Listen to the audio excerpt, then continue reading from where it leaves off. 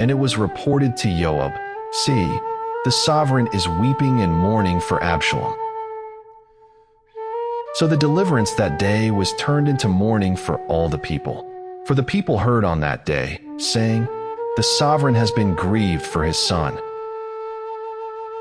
And the people stole back into the city that day, as people who are ashamed steal away when they flee in battle. And the sovereign covered his face, and the sovereign cried out with a loud voice, "O my son Absalom! O Absalom, my son, my son!"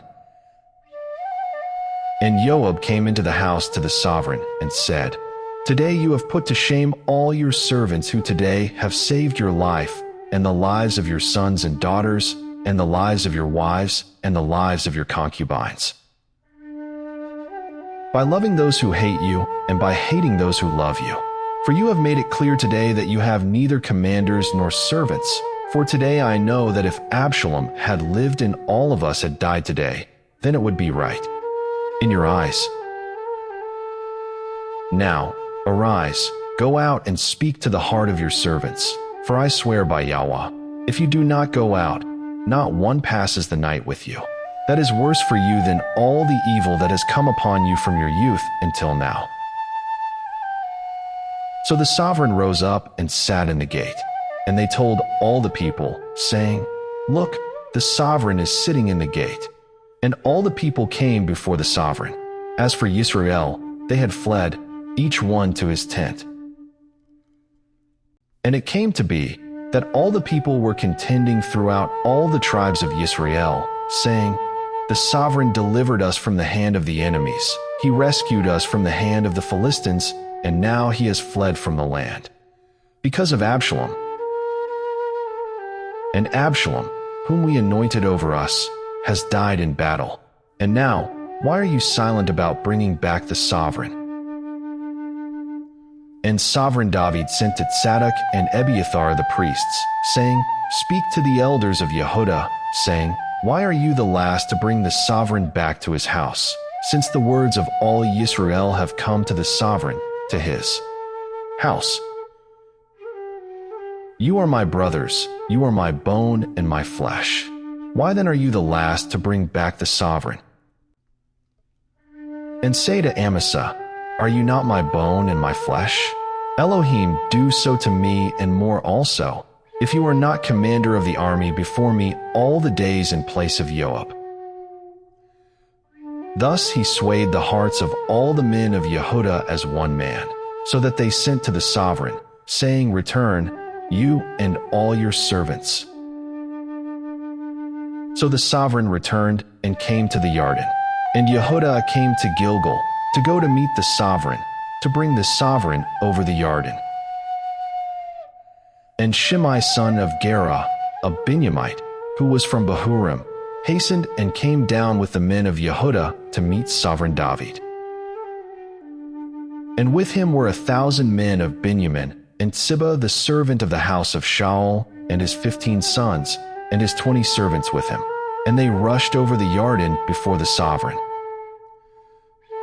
And they passed over the ford to bring over the sovereign's household, and to do what was good in his eyes.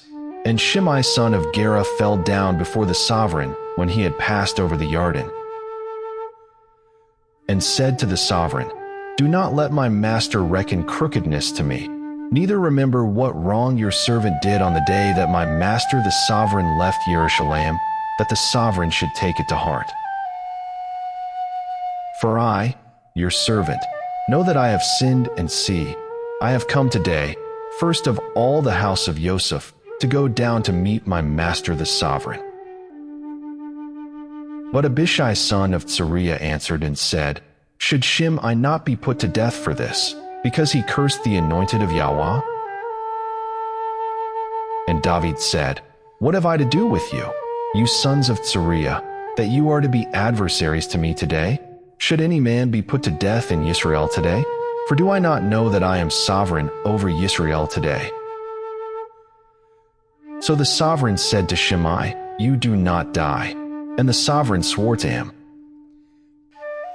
And Mephibosheth son of Shaul came down to meet the sovereign, and he had not attended to his feet, nor trimmed his mustache, nor washed his garments, from the day the sovereign went away until the day he came back in peace.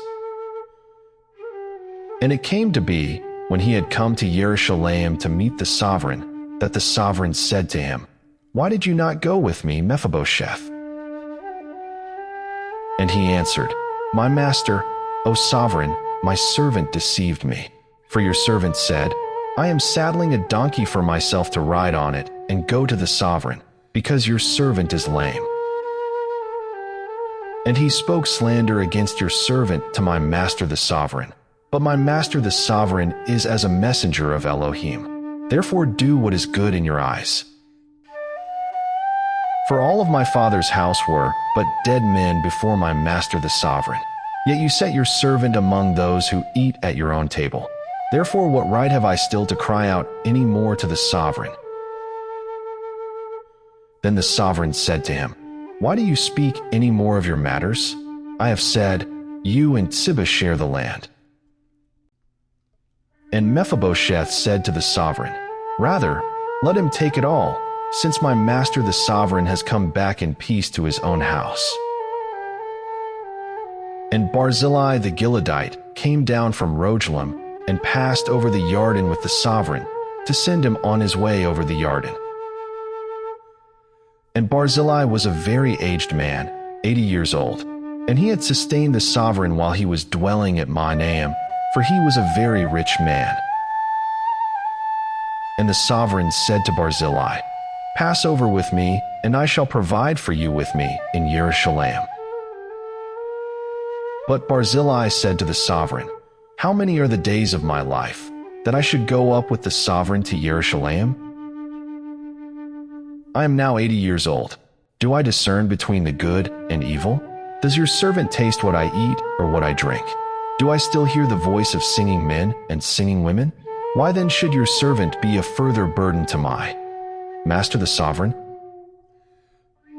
Your servant would only pass over the Jordan with the sovereign for a short distance. And why should the sovereign repay me with such a reward? Please let your servant turn back again to die in my own city, near the burying place of my father and mother. But here is your servant Kimham. Let him pass over with my master the sovereign, and do for him what is good in your eyes." And the sovereign answered, "Kimham is passing over with me, and let me do for him what is good in your eyes. Now whatever you choose of me, I do for you." Then all the people went over the Jordan, and when the sovereign had passed over, the sovereign kissed Barzillai and blessed him, and he returned to his own place. And the sovereign passed over to Gilgal, and Kimham passed over with him. And all the people of Yehudah brought the sovereign over, and also half the people of Israel. And see, all the men of Israel were coming to the sovereign, and they said to the sovereign, "Why have our brothers, the men of Yehudah, stolen you away and brought the sovereign and his household and all David's men with him over the Jordan?" And all the men of Yehudah answered the men of Israel, "Because the sovereign is our relative. And why are you displeased over this matter? Have we at all eaten at the sovereign's cost? Or has he given us any gift?" And the men of Israel answered the men of Yehudah and said, "We have 10 parts in the sovereign and in David too. We have more than you. Why then did you despise us? Was it not our advice first to bring back our sovereign?" But the words of the men of Yehudah were harsher than the words of the men of Israel.